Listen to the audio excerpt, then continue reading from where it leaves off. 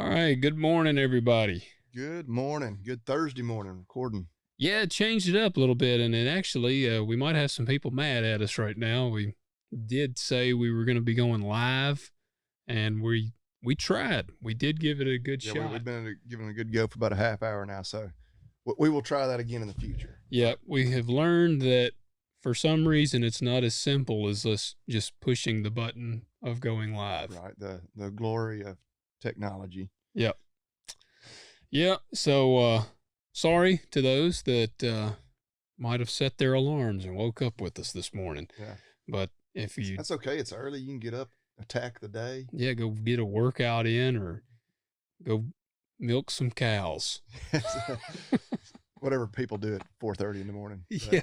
Decided to record podcast, but we do ask if you are watching, hit the like and the subscribe button on YouTube, and if you are listening, leave us a review. We actually had somebody leave us some 5-star again just the other day. It had been a while.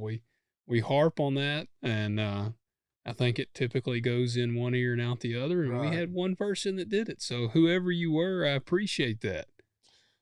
We yeah, I guess probably nobody's going to ask us for our weather predictions going forward based off last week. No, I texted you and said you jinxed us. Yeah, what we? It's like technically we're under a winter storm advisory, but I don't think it's going to do much. Yeah.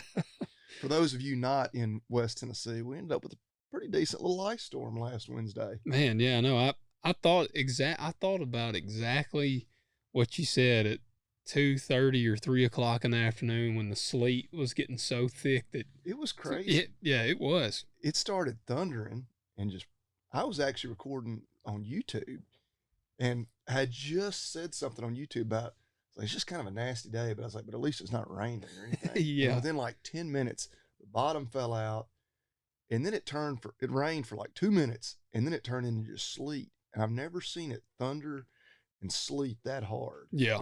And I mean, just in a matter of 30 minutes. Oh yeah.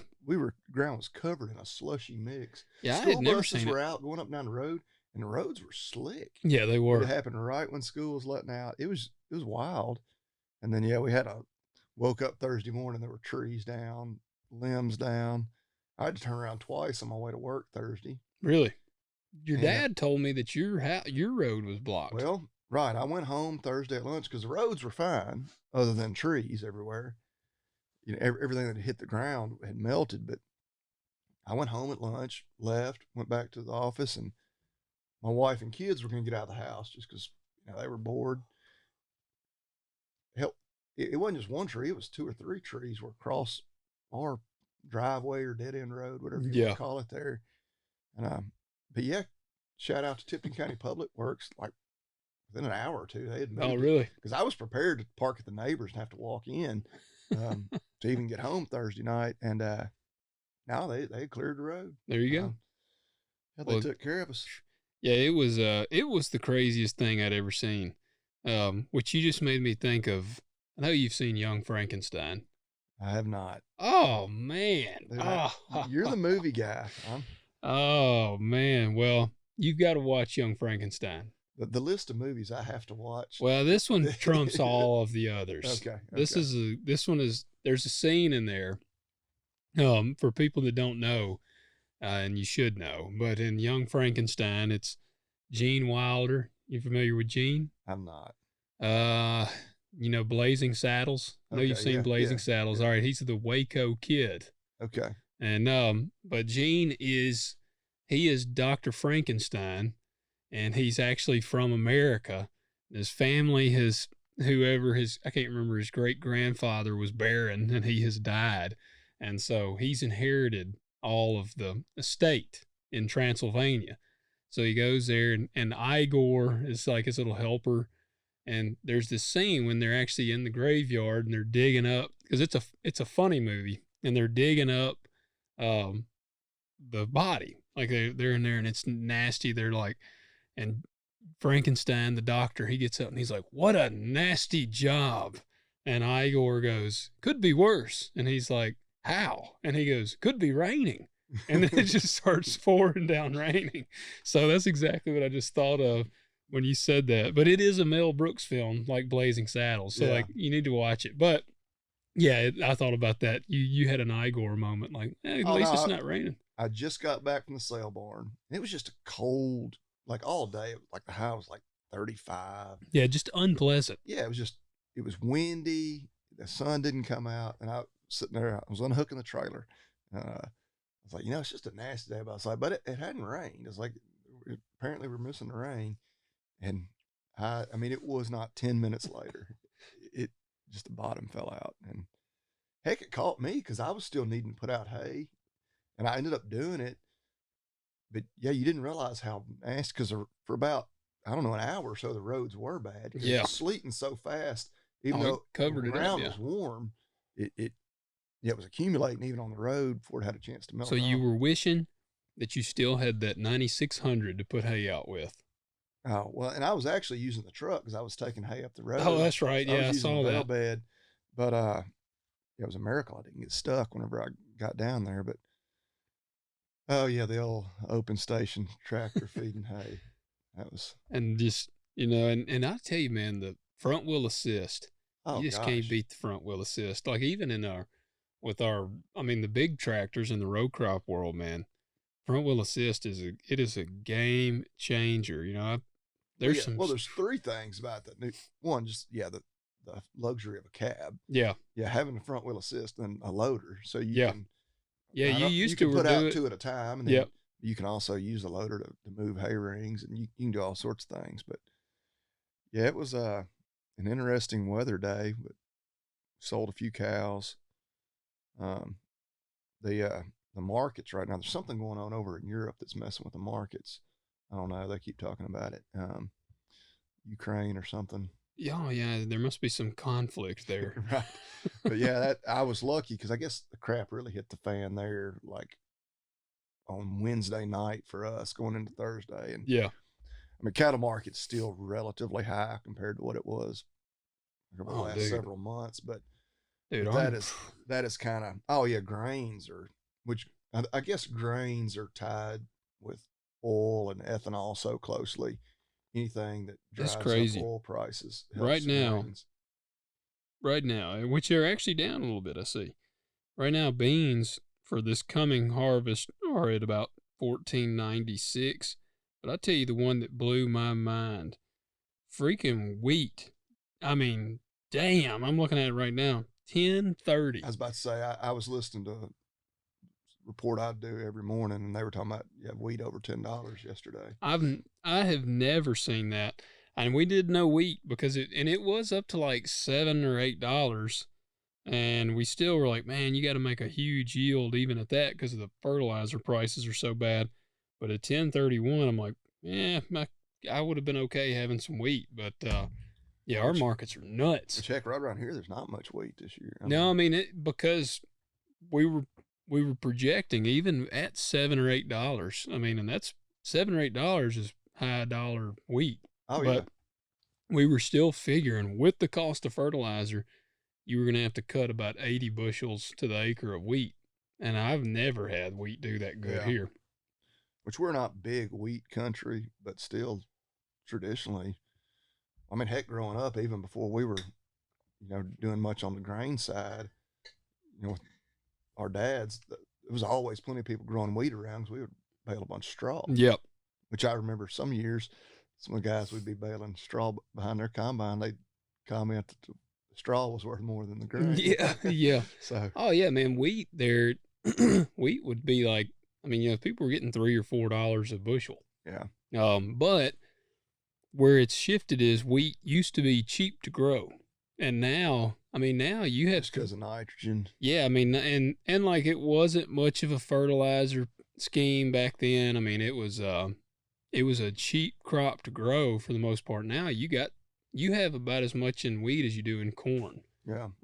So yeah, but $10 something wheat, you can make some money. I mean, I sold last wheat crop I had some booked at $6.15, and that was pretty dang big money for it at the time.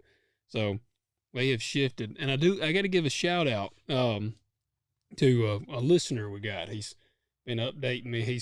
He is living the talk dirt to me life, and that is Mr. Philip Law. I've actually had him on Living Fully Loaded, and he does firearms training and different things like that. And he texted me the other day.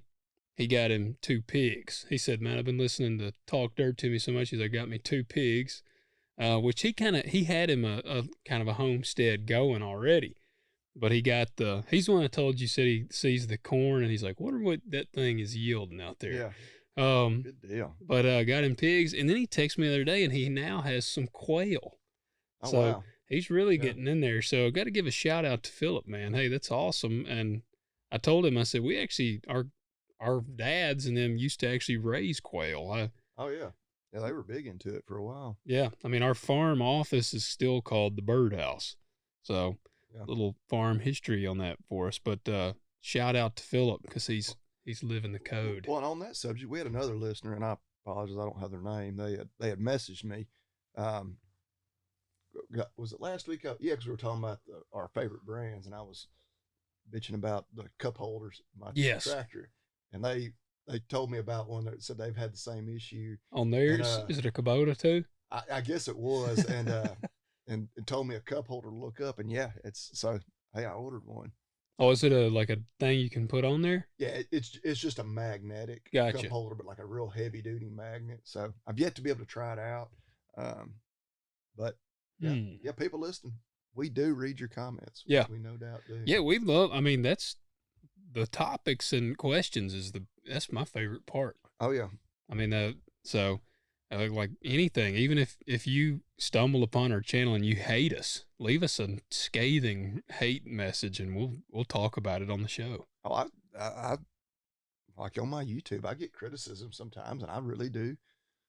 Like somebody was talking about I needed to get a device for my camera so I didn't get so much wind interference. I was like, well, I didn't even know they made those things. For a GoPro? Yeah. I didn't know they made them for a GoPro. And it was cheap. I was like, thanks, man. Like, I actually ordered one. Yeah, constructive criticism, man. I thought that's good. But if somebody gets on there and is like, you're an idiot, I hate you. Like, you're like, this is valuable. And I think this was somebody who does generally watch, but they were like, it's about time you get one of those. Yeah. Well, I think you're right. I didn't know those things existed. Yeah. I'm not a tech guy, which is evidenced by the fact that we couldn't figure out how to go live this morning. I know. Yeah. Dang. Well, that's what we got. Well, and I guess I was going to touch on too, dude, no, actually I got something to tell you what I did yesterday. Just a missed opportunity on my part. So I have picked up some ground going into this year, and it was former pasture ground that's being converted to row crop. The people that own it are getting out of cattle, and they've been in it their whole life, and he's just kind of like, man, he works another job, so he's like, I just don't have time, and so they're putting it into row crop. So it needs a lot of like dozer work. On a pasture, you know how you'll have like random trees here and there and stuff. Well, for me to row crop it, ideally, I want to have it as open as possible. So I was going to try to find me a bulldozer because we got that dresser dozer, but it's out at Bolton and it really needs to stay there.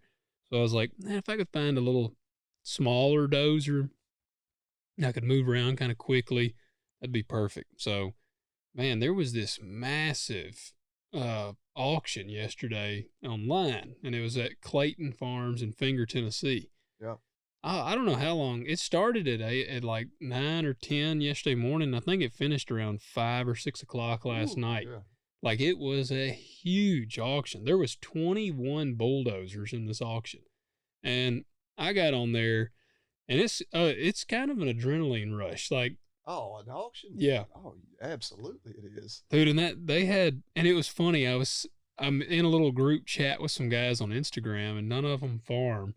And I was like, there was a sprayer in there, and I was like videoing it while they were running through it. I'm like, check out this. This is kind of the idea of the prices. And the sprayer went for $285,000. It was a 2019, I think. It wasn't one you mount on like a UTV, like we were talking about. No. Yeah, you could buy like 2,000 of those, or probably even 20,000 of those for this price. Yeah. But then I said, well, you really want your mind blown. There's a cotton picker. It was a 2020 cotton picker down on this. So They got to it. A It bale sold. picker, I'm sure, Yes. or a roller picker. It sold for like 650,000, Yeah. which was actually pretty cheap on it. But I mean, I was like, I need to buy 2 of those. But where I messed up, dude, there was 2 Deere 750 dozers, and That's a good size. yeah, that's what I was wanting, that size, and it was open cab, which was significantly lower the price. Oh yeah. And I wasn't worried about that. I mean, I didn't care. Man, the first one came up, and I'm sitting there like I'm ready to bid. I had actually even put in a pre-bid amount, but it went past that, and I was like, man, if this thing will stay around 40, I might try to jump on it. Yeah, it doesn't sound too bad. A lot of hours. No, they had like 3,000, 4,000 hours. One of them had a ripper on the back, another one had a winch on the back, and it got up to, the first one got up to 43,000. That's where it stopped, and I was like, oh man, I was itching.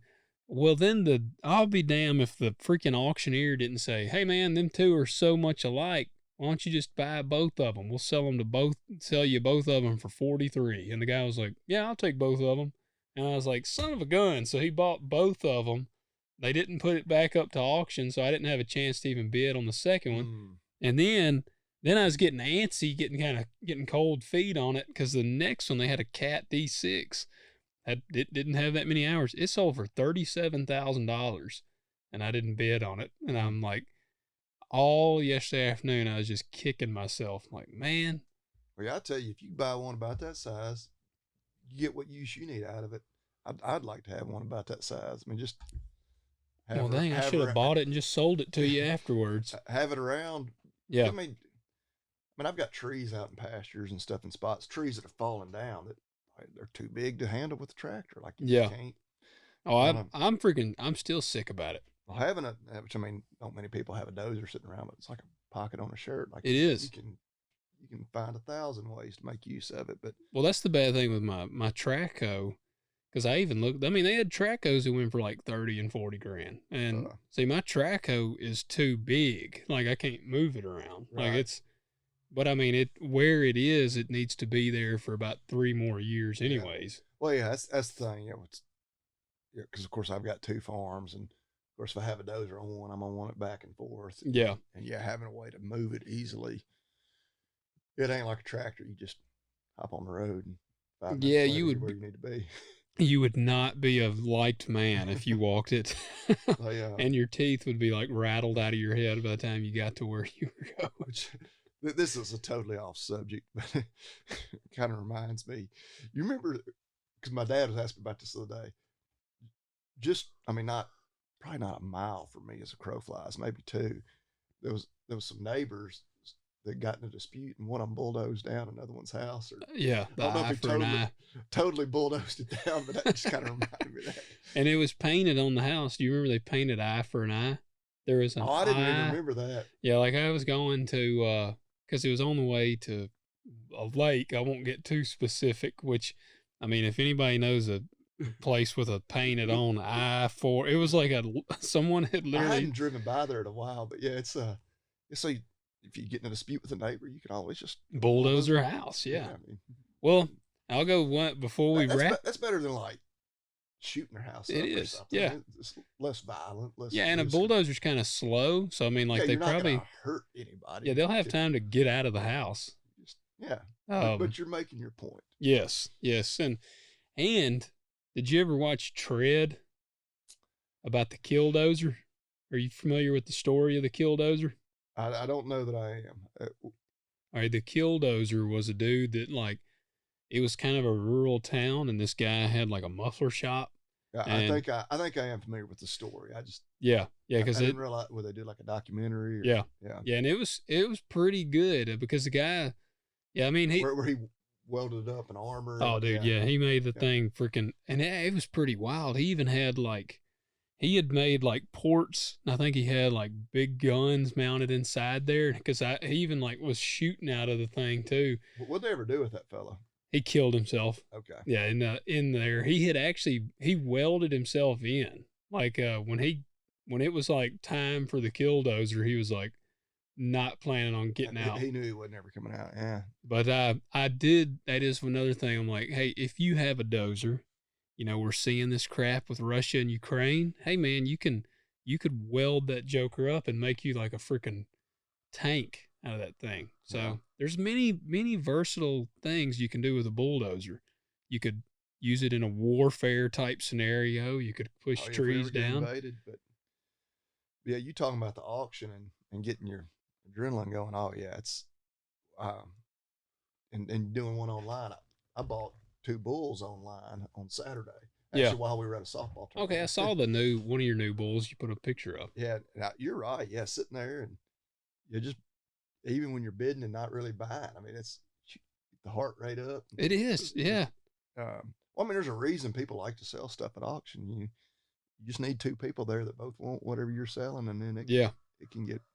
That's why eBay is so popular, and which it seems like everything on eBay now is not really on auction. Buy it now, yeah. But yeah, it was fun.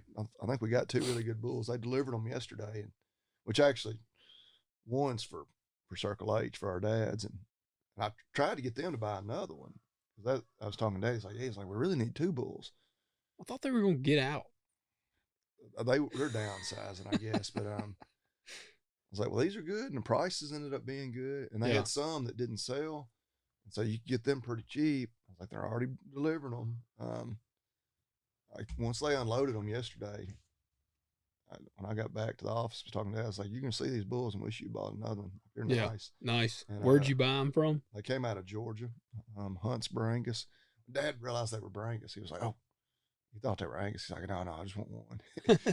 that Brahma influence, but no, they're quiet, they're calm. Was he worried about the disposition of them? I think a little bit, but I don't know. That he also is like, complains about the cows and needing, if they're going to keep back heifers, needing some more maternal influence. I'm like, well, you need to get away from just breeding straight Angus all the time. Yeah, and he knows that, but then whenever it comes time to actually do it, it gets a little bit of cold feet. But doing. I really wanted to go to that auction in person, but we had family stuff with softball, and so I called and talked to the boys. Of course, they got everything's on video and whatnot. Felt pretty confident, and so bought a couple.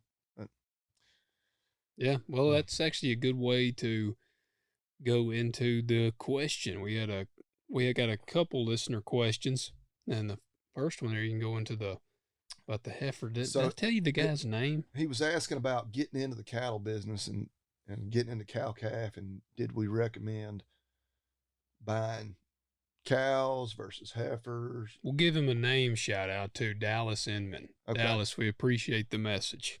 So what was the specific question? I know it was. He said, I'm just now starting in cattle, and my question is, would you get heifers and lease a good bull?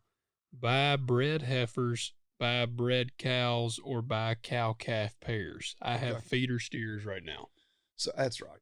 So what kind of females to buy? So I think the perfect kind of generic answer, all other things being equal, is if you can find young bred cows, like a cow that's pregnant with what's going to be like her second or third calf, because she's already proven herself. She's already, had one pregnancy, and you assume, if you trust whoever you're buying them from, she's had a calf, got it weaned, got bred back, or got bred back before she even had it weaned while it was nursing. You're just going to have less issues there with, could she have calving trouble? Yeah. Is she going to have a calf and then try to abandon it because she's a heifer and doesn't know any better? And generally a young bred cow is not going to be, sometimes they may even be a little less expensive than a bred heifer, because a lot of bred heifers go through, well, like that sale where I bought those bulls, they had some bred heifers at the end, and man, they're high right now, and they're going to be high for probably the next few years. Now, let's back up here real quick, because we do have some people that have no farming experience. What is the difference? So a heifer is just a female that has not calved yet. Gotcha. So, once she has her first calf, she's a cow then. Yeah. Just a first time mother. Yeah. First time mother, or hasn't even been a mother yet. And so, which you can buy the cheapest way in is buying probably like open heifers. They're and open meaning just they are not pregnant, and some of them may have just been weaned even. Of Yeah. course, the flip side of that is they're a long time from giving you any return, because like if you buy open heifers today and say they're breeding age, they're ready to be bred, Yeah. and you're going to breed them, you'd probably breed them here in just a couple of more months to have calves next winter to spring, depending on what part of the country you're in and kind of weather you want to be calving in. Well, then it's going to be next fall Before you get any return. Yeah. Pairs is a good way to go. A lot of times you can buy what they'll call 3-in-1 pairs, where you buy a cow calf pair and the cow's already bred back. Now that's going to be probably the most expensive, way in, but you're also, a lot of them have a calf on their side that's might be near ready to wean anyway, so you're going to get really quick return back too. That if you had somebody around you locally that was getting out, that had some animals that, they weren't all old, and still had, a lot of productive years ahead of them, buying some young cows like that, I think generally is, especially if you're doing it on the side, which is most everybody around here anyway, and you don't have the ability to be out there every moment during calving, making sure nothing's going wrong, and even, well, of course, if you buy open heifers, I mean, there's no guarantee that, you buy 20 open heifers, you're probably going to have some of them that just can't breed. Well, that's what I was going to say. It's kind of like I've got, of my old bottle calves that I've all took in, I mean, most all of them now, except for these 2 bulls out here, are, they are not calves at this point anymore. They got a couple years on them. And my first one, she has never bred. And I don't think she will at this point, because it's been, this is 2 or 3 years. And even if she will, you don't want to keep her at this point, because there's no getting rid of her, because that's what I told my wife. I was like, we need to get rid of her because she ain't going to breed. She's like, you are not getting rid of her. She was my first cow. And I'm like, all right. One of those. Yeah. I have one of those at my house too. And the bad thing, I mean, because she won't be gotten rid of, because I mean, like if we go ride through if we hop on the side by side and go ride, if she's in the pasture, she'll like come up and you can still pet her.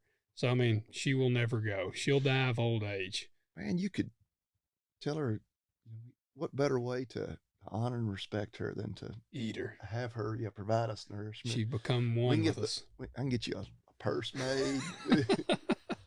Yeah, that and conversation probably wouldn't go well. No, and the bad thing too is, she's actually blind in one eye. So it's like, I'm taking a gamble every year. Is she going to make it without? Well, I have one kind of like that was, and one of the main reasons I had never sold this one, which is not a good reason.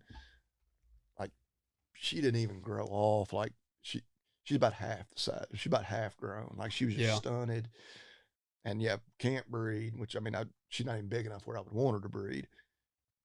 It's like, I can't sell her. Like, she wouldn't bring anything. Now, the opposite of that, or the flip side of that is, well, by keeping her, she's costing me money, but it ain't that much. Is she friendly? Yeah, she's pretty friendly. I've always contemplated, I've never done it, whenever we buy all our stocker steers, taking her to that farm to run with them, just because she's so gentle and easy.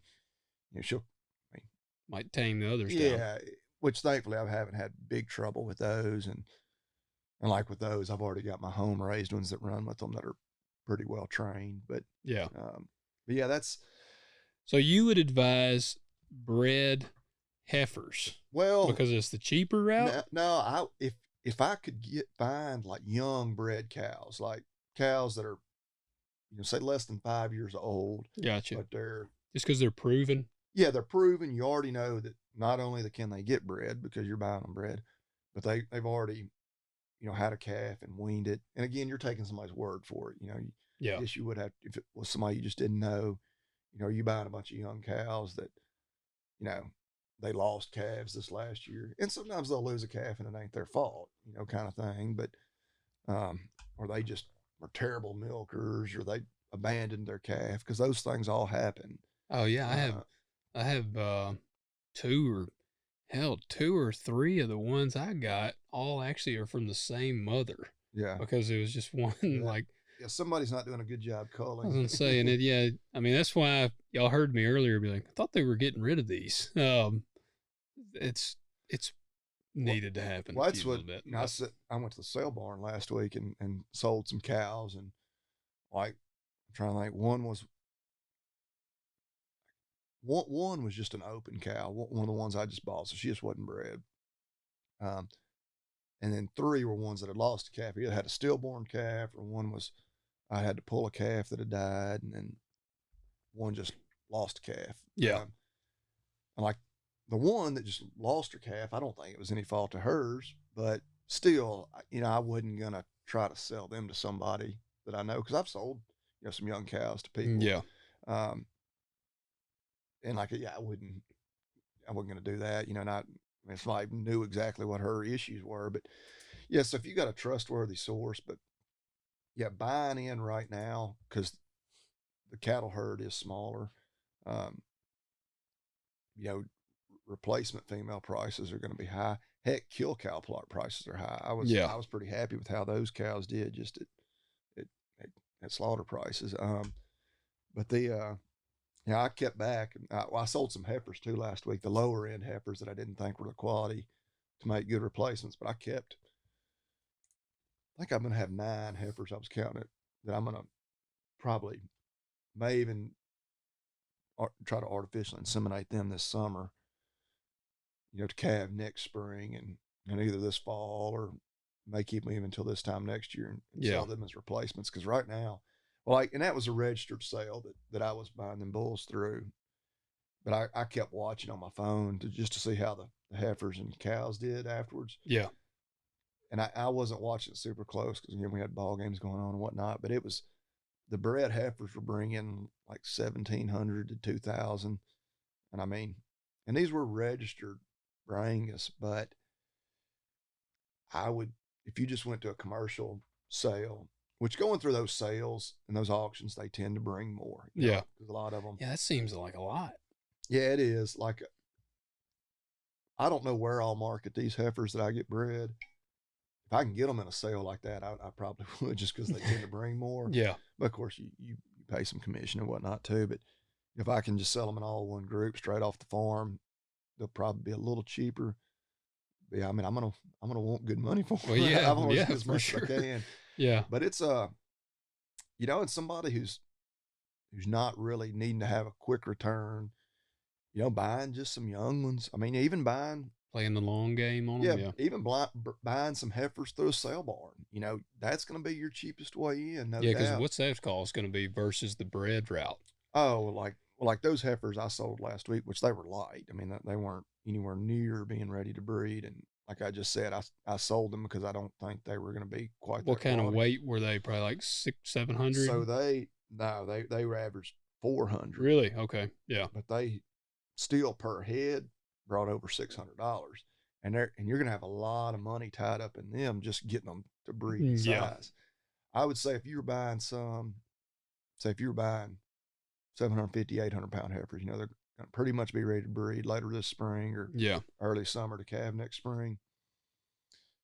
I mean, even if you're buying them just through an auction barn, you know, it's a weekly feeder cattle auction, you're going to spend probably $800 to $1,000 a head, maybe more, depending on where you are. But you're looking at a difference of, like, if you bought them bred, it's about $1,700-$1,800. Yeah, you could probably buy them a little cheaper than that one particular sale, because again, they were registered. But yeah, you're probably, if I had some, well, just those heifers I've got right now, they're not registered, but they're good heifers. Yeah. If they were all bred, depending on how far along they were, I'd be trying to get $1,500 a piece for them. Yeah.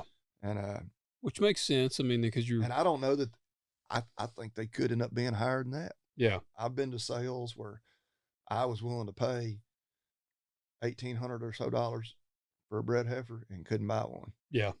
Where they just got ridiculous. And that was back, 7-8 years ago. But our cattle herd is in a similar, place in terms of numbers as it was then. And so a lot of people are saying it's going to be right back where it was at that time. So, well, something that we probably won't dive into this episode, but I made a note. We need to go in depth on selecting. Like if you start getting deep into like their calf weight, like these kind of proven cows. I know, like, people want a cow that some of them look at, all right, well, what kind of calves is she dropping?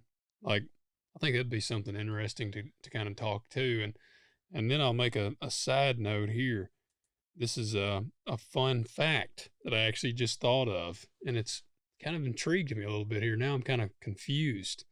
Did you ever watch Rocco's Modern Life when you were younger? No, I'm like vaguely familiar with it, but no. Well, there's a cow that is friends with Rocco, and they called him Heifer, but he was supposed to be a dude.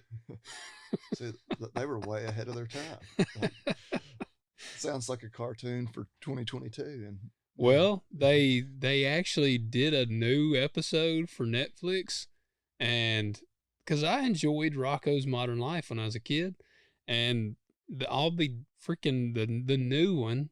There's a tranny in it, and so like I was like, well, they ruined Rocco, but now I'm like, maybe they were secretly doing this all along because yeah, Heifer was his best friend, and he was supposed to be a he. So he can pick his gender, pick his pronouns, but his other question about the bull, and I didn't want to leave that out. And so, owning a bull versus leasing a bull, I always figure, depending on how many cows you're going to have, I'd say if you're going to have 25, 30 cows or more, I would probably go ahead and have my own bull.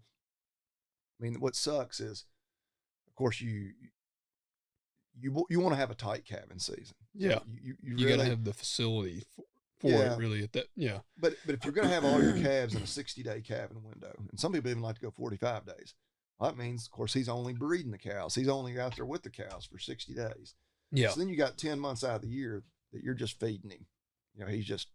That's what I mean by the facilities. Yeah, yeah. So then, you need a separate pasture or whatever to house him separate from your females. Yeah. And yeah, so he costs you money a lot of the year, when you really don't need him. And so if you're a smaller operation, yeah, leasing one, or ideally, like if you had a neighbor who had a little different calving season than you, maybe he calves in spring, you're going to calve in the fall. Yeah, you can work out a deal where, yeah, you can lease their bull short term. Yeah. You have to worry about, there are disease concerns, sexually transmitted diseases. Crazy as that might sound to somebody outside of the industry. Yeah, I mean, they're not immune to that kind of thing. And so you'd want it to be, somebody, but if it's a neighbor and they're in that close proximity anyway, heck, I had a free lease on my neighbor last year. I was about to say. He just kept getting in with my cows, and I didn't realize how many of my cows he actually bred until I started having calves this spring. And a bunch of my cows, I say a bunch, there were probably 5 or 6 that calved before they should have. Yeah. But they were clearly calves out of his bull because he had a totally different bull than I did. And I was fine with that. That's exactly what I was about to say. I said you could do like Bobby Lee and have a neighbor with shitty fence. Yeah. Well, we share the fence, so I can't put all the blame on him for that. But yeah. And but you had a sad story with that scenario. Oh well, yeah. When lost your bull initially, yeah, our bulls got to fighting through the fence, and mine ended up with a broken leg. But yeah, our dads, used to. We've always had a few donkeys, and it's just kind of really more of a novelty thing, I think. But the whole idea is they're really good at keeping, stray dogs or coyotes, out, and they will. It's a crazy, because I have 3 donkeys still. Yeah. Like if they see a dog that they don't know, they're pretty good about my dogs. Like they make a beeline for them. Really? But our neighbor back then, and this has been, maybe 25 years ago, had a jack, and we weren't really wanting to breed, but the jack would always just jump the fence and breed their jennies, and so they're like, yeah, we would always get babies, and we didn't even have to have a jack. We had that, I guess we had that one jack baby, and he was kind of a turd. Oh well, yeah, and I remember castrating one of them, but oh yeah, you don't want one that's he'd bite you, he was mean. Oh yeah, well any kind of a stallion, even talking about horses, whatnot. Yeah, you don't. I mean, you can say the same thing about bulls. They can have kind of an attitude. Yeah, but well, the best advice for the bull thing is they need to get on that rough stock exchange and buy one of those bucking bulls that I was talking about last week. Yeah. You won't have any issues. No, their disposition is supposed to be excellent. Mediocre fencing for those, you will be fine. Well, like I said, that was the biggest thing I was worried about buying those bulls, Is over an there? internet Yeah, auction. But like I said, I'd actually talked to 2 or 3 guys. 'Cause it's a family deal that with Hunts Brangus, and now that they gave me 5 or 6 lot numbers that said you probably want to stay away from those, and still a little nervous, but they got home yesterday, opened the trailer, they calmly walked off there, and I think people underestimate the importance of disposition on a bull because I remember, part of the reason why I, for a long time, had no desire to be messing with cattle is because we grew up with some really badass cows. Like I think people think that I'm like exaggerating, but we had some terrible cows, and we well, had that bull Romeo. they had I believe he was a Simbra, and because I've talked to Dad about what they 1 year cattle prices were terrible, and they kept every heifer that year. Said we ain't selling Yeah, at this price, and so they just kept all their heifers out of him 1 year, and just raise them for their own. And a bunch of the cows that were out of or heifers that became cows that were his offspring had really nasty disposition. And, yeah. I guess that little bit of Brahma influence, and yeah, yeah, they had some that they should have culled based on disposition, and then it kind of got away from them where had some you couldn't really catch, and so even if you wanted to get rid of them, it wasn't that easy. And then just kind of got with each generation it got a little worse, and you couldn't handle them. So then the less you handled them, The less worst. you could handle them even if you had to. And Yeah. yeah, and it only takes just a few bad ones to get them all stirred up. And I'll admit I don't have any that I just can't catch. Actually, one of the worst ones I had as far as catching her got sold last week. Yeah. Yeah, I And saw she was her an in the F1 video Brayford. Yeah. because she kind of Oh gave you a yeah. hard time there. Marcy We had got a a race kick to out the of it. gate. It's like, can I beat her to the gate? And I knew I wasn't sure she was even going to come up. When she actually came up into the pen, I Yeah. was like, all right. And she ran out on me one time. Yep. But the allure of feed, her stomach went over, and she came back in there.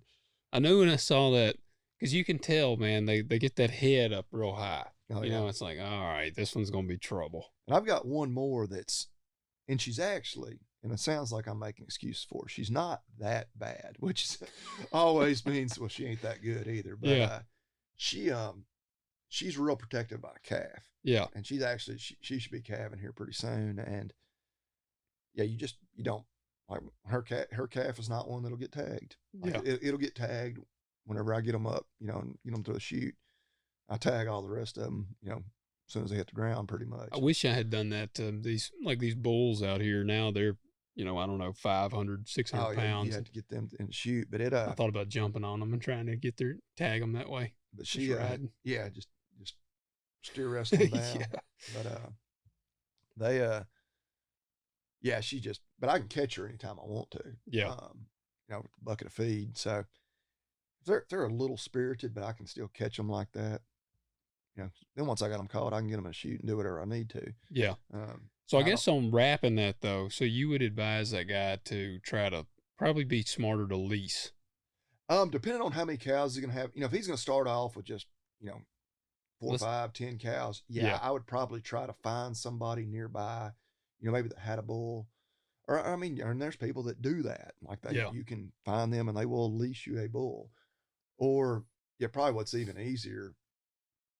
Yeah, depending on where you're located, and if you're in big cattle country, then you can probably just find somebody that's what they do. They lease out bulls. Or if not, you probably got somebody around nearby that's got a bull that they may be willing to let you borrow for 60 days or whatever to get them bred. So, what are you going to spend to lease a bull? I do not know. I do not know what the going rate there is. No doubt it will be a whole lot less than obviously buying one and even just keeping one. Because you can think, well, I'll buy one. then he's mine. I can sell him again one day. And you're But you right. got to feed him and everything Yeah, else. yeah, you got cost. Yeah, that 10 months out of the year that you're feeding him, and he's just chilling, is, I don't know. Yeah. Yeah. You got to factor that in, but yeah, that's a good question. Yeah. Well, we got another one, but I think I'm gonna save it for next week because we're already at 45 minutes. That'd be good. So we'll save that one for next week. I did want to mention, and I know you're not huge active on Facebook with the Hurricane Creek page, but I have started a page on Facebook called the Small and Beginning Farmers United. And it's just kind of a group. I put a cap on it. Like there's a few questions you answer to join. And it's, if you work less than 3,000 acres, that's kind of the cap, because it's like, all right, if you're that's still pretty big. That's still pretty big. And that's what I'm like, if you're working that, then you're not really a beginning farmer at that point. I mean, and I say that kind of with a caveat to a degree, because you never know, man. There might be some guy that like literally just stumbles into like an entire operation and is like, I don't know what to do. But if you're row cropping that much ground, that's I hope you know what you're doing. But there's always stuff to learn. But so I put a cap there. I was like, you know what? I mean, I am not working I'm nowhere close to 3,000 acres. But that's kind of the cap put on there. It's pretty cool. We got some cattle guys in there, and advise people to check it out if you're on Facebook and you want to get into start seeing some of the other guys, because people have been sharing some stuff on there. So check that out. And I think, we'll talk more. Like I said, we got some kind of political issues we can it'll go well in hand with the topic of next week. Okay. I don't even know what that's going to be. So that's a good teaser for me. Even. There you go. All right. I think it's my turn on the company today. Yeah. I don't even know what did we do last week? Shoot. I can't remember. I think that we're very professional and prepared here. Yes. We did. I don't think I wrote it down. I can't remember what we did last week. We had done the telescope rings, and then was that not? That's the one we did last week. Okay. Yeah. Okay. So it was. Yeah. So I did write it down. Yeah. Yeah. Telescope rings, because I remember tagging them on the YouTube. Well, I got a good one that I wish I could have worn in this show, but like I said, I thought you'd probably do that one. Yeah, the Buckaroo Hatters, and they're in Covington, Tennessee, like super local for us. Are they still up there on the square? Yep. Okay. They've actually moved. They used to be across from where I get my taxes done. Now they're moved up in the corner, so they got a really good spot. And I mean, this store, man, it just felt I want to go hang out here. I've always known they were there, and I'm embarrassed to say I've never, but I'm gonna go. Well, since you shared that house, like I got to get one, dude. This place, Buckaroo Hatters. This guy, custom hats. Like you got to appreciate what you're getting here, because you ain't going in there. I've got like the $45 hat, cowboy hat from like Stockdale's, and it's all right. I keep it in the truck. The brim's all bent up and stuff, because I don't care I'm not worried about it. This hat, I ain't doing it like that. Now I wear it to work. Ran chainsaw the other day and wore it. But you're going to pay what you're going to spend on like a good pair of cowboy boots on this hat. And, but I mean, I would totally, I feel like people should expect that. Yeah. Which that's kind of the theme with all this American made stuff. It's probably going to cost you just a little more. Yep. But this place is freaking legit, man. Went in there. You smell of leather. Like it's a place I could go hang out. And, it's cool because the dudes working there, like all of them are like old cowboys. And what's the turnaround time on getting one made? Well, that's they got a bunch already made, and he was like, man, we can, because I was looking at a black one because I love black, and I was like, man, that might get hot in the summertime. And so then I ended up going with a lighter one, but he was like, we can make you one. But he told me then there was 35 hats in front of me. And so he said it could be like late end of March, and he said, but if you wanted like a specialty kind, he said it could take up to 6 months, Yeah. just to get everything. And I got the mid level. It's like beaver, pelt, and something else. They got it's like 10x, 50x, 100x Yeah. on the quality there, and the 50x you're gonna spend around, I think, 350. The 10x you're gonna spend two something. The 100x you can spend $600 or more on. But it's, man, like I went in there, I actually had this hat on, this ball cap, and he was like, "Man, put a real hat on when you come in here." So like, so hey, that's why I'm here. Yep. So I'm looking, and so he gave me this hat to try on, and because I got a big head, he was like, "Take your hat off." And he goes, "Oh man," and I said, "Yeah, I know." And so he found me this hat, and I said, "So would this be like a dressy hat or a work hat?" And he said, "Man," he said, "it's a hat you wear anytime you want to." He said, and his exact words, he said, "My hat I got on right now," he said, it's been in rain, it's been in sun, it's got cow shit on it, it's got dirt on it." He said, "And I put it on if I'm going out to eat somewhere nice with my wife, and I put it on if I'm going to do some work outside." He said, "I don't give a damn what anybody thinks about my hat." Yeah. And like all that mentality, like there's so much into these hats. Like it's not just to me, because do they have straw hats too? I don't know. I don't know if I saw any straw hats. See, for the warm weather, that's really what you need. Yeah. Man, I don't know if I saw any straw hats. Okay. But they, they can make you pretty much anything. Yeah. And they did have, like, I looked at one, which I don't know that I could pull it off, but they had the hat like Clint Eastwood wore.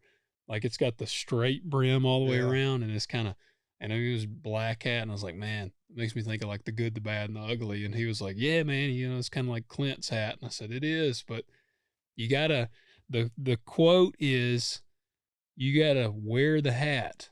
Don't let the hat wear you." Right. And so it's, that's a long one, like a long rundown on it, but Buckaroo Hatters, I mean, I was very, very impressed. Yeah, I got to get in there, but it's yeah, you got to, in like the rodeo world, people get just downright ugly with hat etiquette. Like, like if you wear a felt hat during like the summer, like, oh, they'll rip you a new one. Yeah. Or if you're wearing a straw hat during the winter, like you gotta know when felt season in, when in straw. Yeah. I'm not that good at it now. Oh gosh. Yeah. And people just not minding their own damn business. Yeah.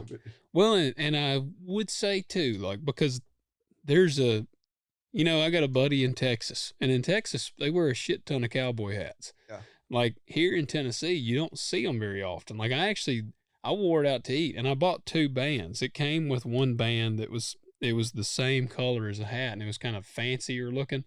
And then I bought one kind of colored band that looks like, and kind of changes the mood of the hat to like a work hat.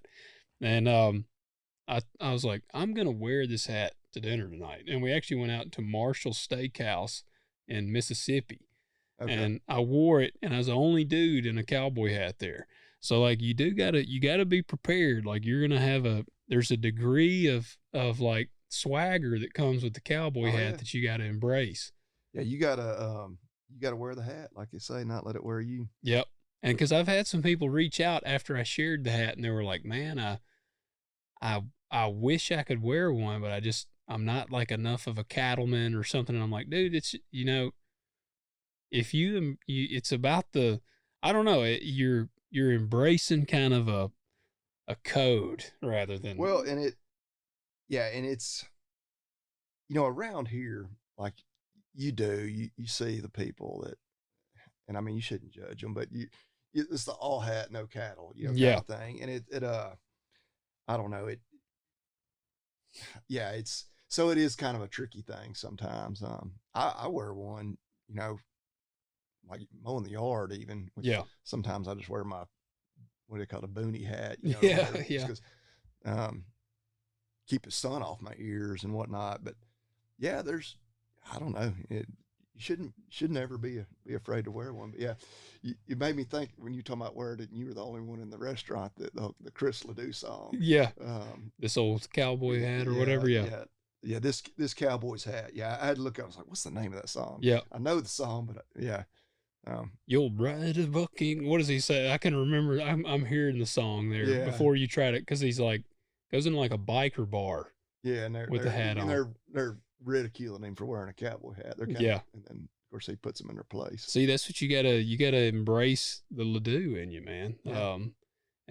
But no, I definitely encourage people, and I mean, there's all kinds of different hats in there, and they've got other like leather work products, like I think they might have even had some belts.